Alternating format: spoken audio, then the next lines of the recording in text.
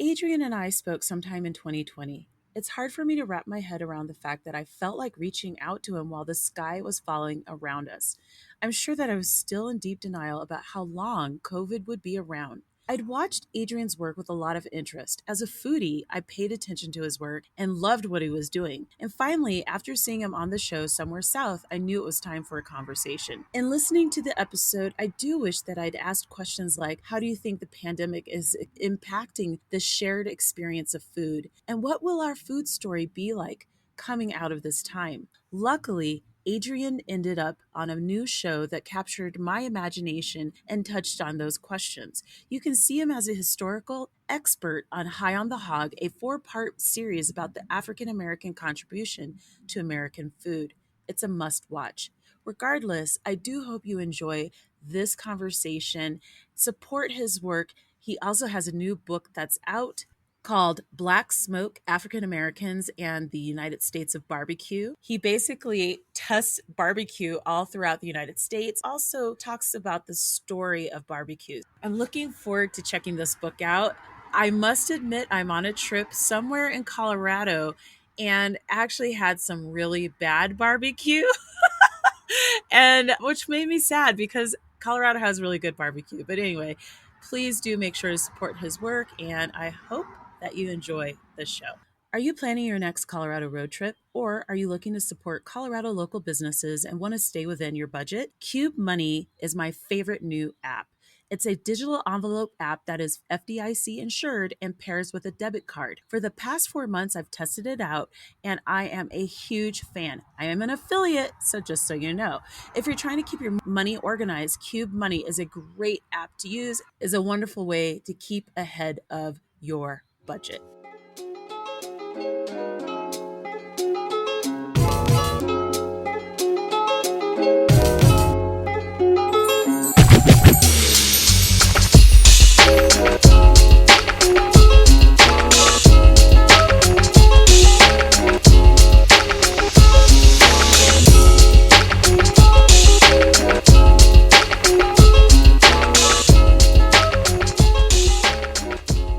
Everybody, welcome to Square State. I'm your host, Michelle Jackson, recording from Salida, where it was super quiet and then some rando is unloading wood or lumber behind the Airstream that I'm staying in, and I was not expecting that. If Texas and California went on a road trip and did shots in Vegas, Colorado would be the result. Today, I'm super excited to have a conversation with someone who I find so endlessly fascinating that I had to reach out to him. I had seen him on TV talking about different areas of interest, and I thought that he would be a great guest to bring onto the show. So Adrian Miller, thank you so much for joining me today. I am so thrilled to have you as a guest. Thank you for having me. Adrian, if you could do me a favor and introduce briefly who you are and what you do, that would be awesome. Yeah, so I'm Adrian Miller. I call myself the soul food scholar. My tagline is dropping knowledge like hot biscuits. I didn't know that. Yeah. So I'm a Colorado native, went to Stanford undergrad, Georgetown Law School, practiced law for a few years, then worked in the Clinton White House on something called the Initiative for One America, which was a racial, ethnic, and religious reconciliation effort. Then I came back to Denver 2001, and I worked at a think tank, worked for Colorado's governor, Bill Ritter Jr. My current job is I am the executive director of the Colorado Council of Churches, which brings Christians together to do social justice work. But if you've never heard of the Colorado Council of Churches, we're the ones who host the annual Easter sunrise service at Red Rocks. Oh, wow. Okay. Yeah. So I've been doing that for 73 years. And then as a side hustle, I write books about food. So I wrote a book on the history of soul food called Soul Food, The Surprising Story of an American Cuisine, One Plate at a Time, that won the James Beard Award for Outstanding Scholarship and Reference in 2014. Also, my second book was called The President's Kitchen Cabinet, The Story of the African Americans Who Have Fed Our First Families, from the Washingtons to the Obamas. That was nominated for an NAACP Image Award for Best Literary Nonfiction in 2018 and was a finalist for the Colorado Book Award for History. And I'm at work on a book on the history of African American barbecue, tentatively titled Black Smoke. Oh, and I have my eye out on that project in particular because you referenced that, I believe, in Somewhere South, a show that I watched you on with Vivian Howard, who I told you before we start recording, I'm a big fan of. So part of the reason why I reached out to you, besides the fact that you're endlessly fascinating, quite honestly, is I thought it would be fun to talk about how you've created and crafted this expertise, what it's like to be here in Colorado. And I have a lot of questions. So how on earth did you, I have so many questions. How on earth did you become a self-taught food scholar? Like what was that? Because let's be clear, during your growing up years, which I feel like are basically mine because I'm a Gen X and I feel like you're Gen X, the food in Colorado was not that exciting or innovative. So how did you fall in love with food given how food was for many years in this state? So I was lucky to grow up with parents who could cook. My mom, my late mother, was a fantastic cook. She's from Chattanooga, Tennessee. My dad's from Helena, Arkansas. So they were part of the Great Migration, time out of the South. They arrived in Denver in the early 60s. I grew up eating soul food, barbecue, and all kinds of stuff. And my mom was such a good cook that she could actually replicate dishes from other cultures. Whoa. So I think I had a slightly more maybe diverse palate than other people. So that was really my mom that gave me that love of food. And I actually got interested in cooking. And I don't know if you growing up here, you probably remember the Rocky Mountain News. Yeah. Post. They had these Sunday inserts, right? Empire magazine is one I remember especially. And they would have recipes. So sometimes I would clip out the recipes and try to cook something, give my mom a break on the weekends. But then the transition to becoming a culinary historian, the short answer is unemployment. Whoa. So I just finished my stint in the Clinton White House, and I was trying to get back to Colorado and start my political career, but the job market was really slow. I was watching a lot of daytime television. I'm not even going to tell you what shows. And I said, I should read something. So I went to the bookstore. I'm browsing the food section because I love to cook. And I see a book called Southern Food at Home, on the Road in History, written by a guy named John Edgerton. And that book, he wrote that the tribute to Black achievement in cookery has yet to be written. And the book was about 10 years old when he wrote that. So I was like, okay, this is interesting. So I emailed him cold and asked him if anybody had done it. And he said, nope, nobody's really done it yet. So that's what really started the journey, with no qualifications at all, except for eating a lot of soul food and cooking it some. I was on my way. So you design this new career, you get accolades for it. What was it like? Were you surprised by the feedback? What was that experience like for you as an entrepreneur here in Colorado at that time? Well, yeah. So, being from Colorado, I didn't think people would really want to hear from somebody who wasn't from the South talking about soul food. But I think being outside the American South gave me a healthy, critical perspective on the food culture. So, I wasn't a complete homer for it. With somebody like stand back and say, well, okay, this makes sense. This is, these are the way things are going and how it's perceived. I was not a food writer. It was my first book. So I just hoped that enough people would like the book that it would allow me to write a second book. So to win the James Beard Award, which for people who don't know, that's the highest honor you can get in food writing in the United States. That was just huge. It's absolutely shocking to me, actually, that was your first effort and that happened. It's amazing. It's absolutely amazing.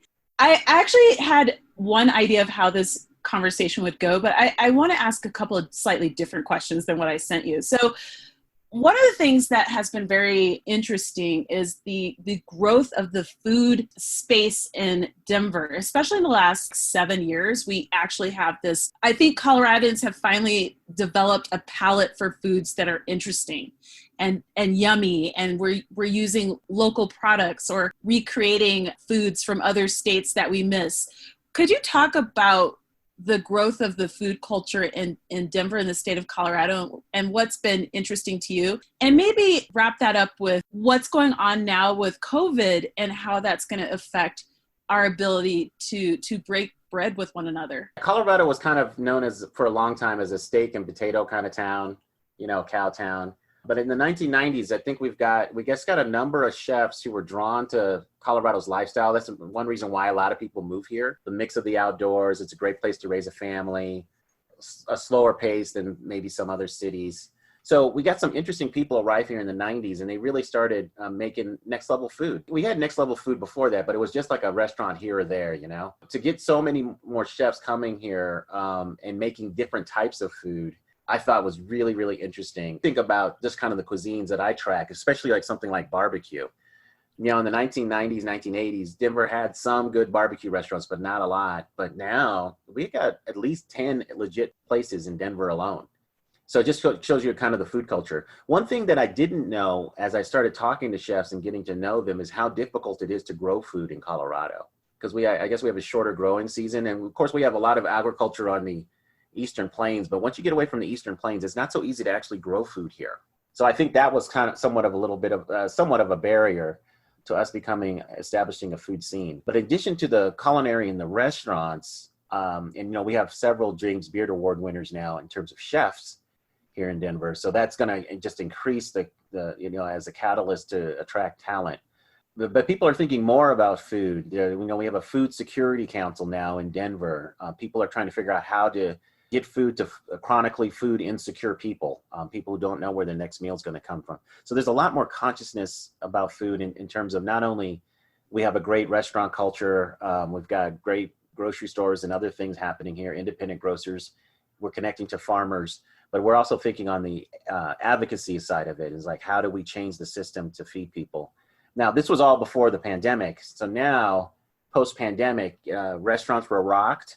So we're just slowly opening up, and we're starting to see, you know, we're just going to have to see how that shakes out. I do worry for a lot of restaurants because it was just, it's going to be hard going forward. And several entrepreneurs that I know, African Americans, have basically decided to wait it out. So they're not in a rush to reopen. And I don't even know if they will ever reopen. We'll just have to see. You are an African American citizen of the state of Colorado. I'm nosy. What high school did you go to, actually? So I went to Smoky Hill High School in the Cherry Creek School District. Oh, okay. I went to Manual, so just random. When you grow up here, you actually ask this question because it's kind of fun and, you know, the rivalry. One of the questions that I get pretty frequently, to be honest, and I'm sure you've experienced it too as you travel around, is, in fact, I saw someone react to you saying you were from Denver in that Somewhere South episode. So what is it like going out in the world as a Black Coloradan? I get a lot of questions and a lot of reaction when I tell people where I'm from, and they're like, okay. And the fact that I love where I'm from throws them off too sometimes. So part of Square State is also kind of sharing the experience that people are having, whether they're Black, white, Asian, whatever, Latino, in this state. So could you give a little insight into your experience living here? Yeah, so I mean, it's very similar to yours because I've traveled around the world. So first, people like they're Black people in Colorado, and so I let them know how diverse Denver actually is. I tell them, well, you know, Denver actually tracks the national representation of African Americans. It's roughly 12% Black. Now the state is only 5%, but Denver's represented. And if you look at our history, we've had a lot of interesting African Americans here. And I'll just give two quick examples. So in the 1860s, a group of Black men persuaded the Colorado delegation to hold up statehood, become admitted to the Union until Black men got the right to vote. I actually had no idea about that. Yeah. 1895, a Black legislator pushed through essentially the same law as the 1964 Civil Rights Act, and he got it through the Colorado legislature unopposed. Now, the reason it was unopposed is because some people who weren't feeling it just decided not to vote. I didn't think they wanted to be born, but still, 1895, the same year that Plessy v. Ferguson, the Supreme Court decision that establishes segregation, Colorado had a civil rights. We've got a real fascinating history, and that's just two examples. So I tell people how diverse Denver is. I tell people how we have a rich culture. Now that rich culture is being diluted because of the gentrification of our traditional Black neighborhood, 5 Points.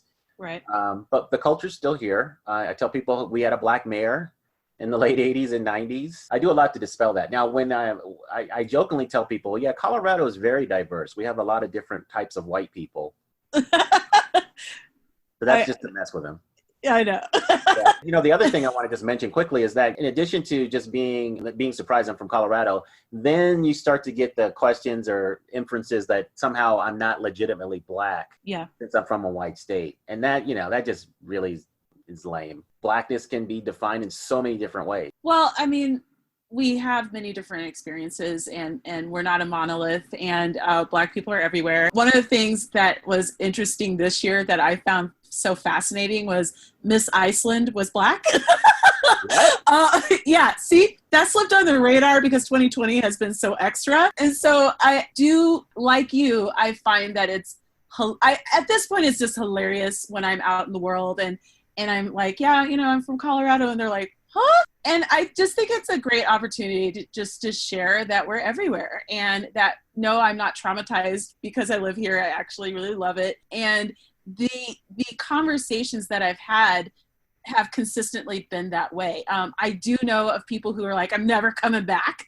And I think that's valid too, that experience. By the way, listeners, Robert Smith, the billionaire, is from Denver. So side note, for those of us listening who are foodies, I can't finish this conversation without talking about the Pueblo Chili versus the Hatch.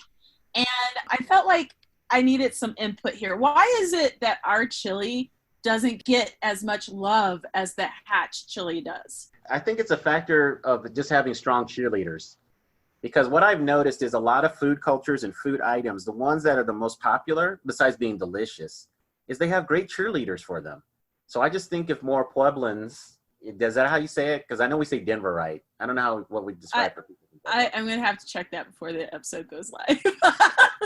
If not, you can edit it out. But, okay. I just think if more people from Pueblo were cheerleaders for their chili, we could have something going. There actually, before the pandemic, there was actually talk of having a chili showdown between Pueblo chilies and Hatch chilies, but I don't think it ever got more steam than just talking about it. There was some back and forth between the governors, which was kind of awesome. But then obviously the Rona showed up and that threw things off. And what I would say is they do have the chili, Pueblo Chili event. Like it's like a huge festival.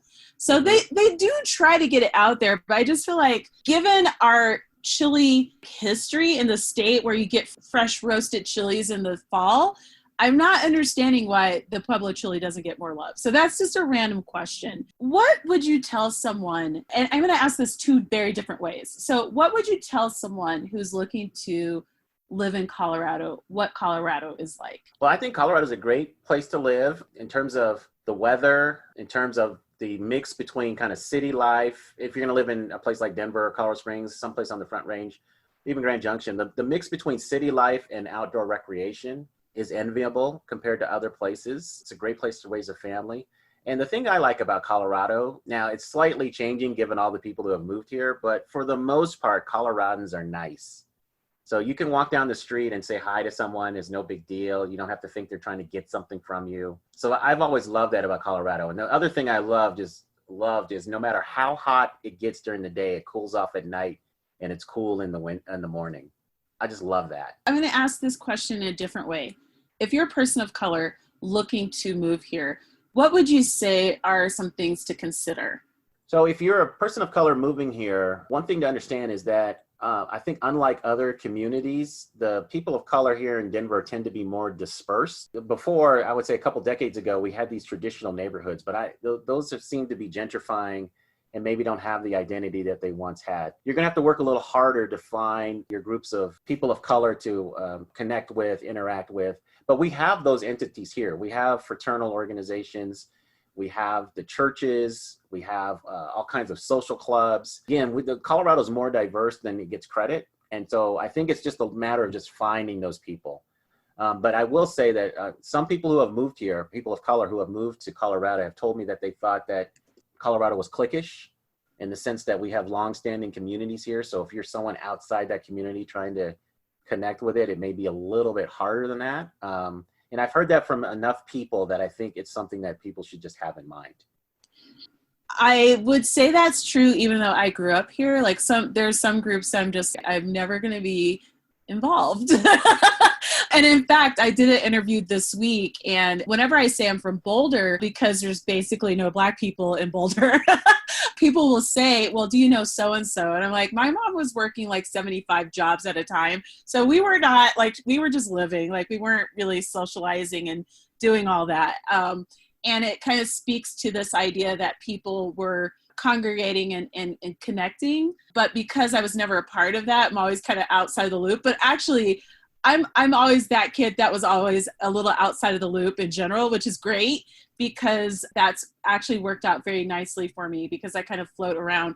I would also like to mention that Aurora is a city that we didn't mention, which is, I think, 10 times more diverse than Denver. And if you could speak to the food culture there as we wrap up and then share how we can support what you're doing, that would be wonderful. Yeah, so people should not sleep on Aurora. A lot of the people leaving Denver who are people of color are migrating to Aurora. And a lot of immigrants are settling in Aurora. So it's one of the most diverse and vibrant food scenes. I mean, you can get Uzbeki food in Aurora, okay? West African, I mean, almost any part of the world you can find in Aurora. So I encourage people who are foodies to make the trek out to Aurora. It's not that far. I mean, people make it sound like it's in another state, but it's not that far. It's a vibrant scene. And that's where I grew up. I grew up in Aurora, even though I was born in Denver. So I consider that a home city as well. In terms of supporting me, you can go to my website, soulfoodscholar.com. There you can click on About Books and you can buy my books. You can buy my Soul Food book and my President's Kitchen Cabinet book, and I will autograph it and send it to you. You could follow me on social media, Soul Food Scholar, fan page on Facebook, at Soul Food Scholar on Instagram, and at Soul Food Scholar on Twitter. I would love for you to follow me and just amplify my work. And I just appreciate this opportunity to share some thoughts with you. Last question. What are the top 3 barbecue joints in Denver right now? So my favorite barbecue joints right now are Owl Bear. So hoot, hoot, growl, growl, all one word. It's a in the Source? No, this one is actually on Larimer, across from the Denver Central Market. Oh, I know. Okay, sorry. Go ahead. Owlbear Barbecue. I like Boney's, which is African-American run barbecue joint downtown on Champa, just west of the 16th Street Mall. And then I really like a place called Roaming Buffalo Barbecue, which has 2 locations, one in South Denver, just a little bit west of the University of Denver at Wesley and Downing. And then they have a new location in Golden. And I like them because, first of all, they're good people, but they're doing what I call Colorado barbecue. So they're serving bison and lamb. In addition to the traditional barbecue meats. And so they're tapping into a long-standing barbecue tradition in Colorado. I feel like I know where I'm going today when I get back from Salida.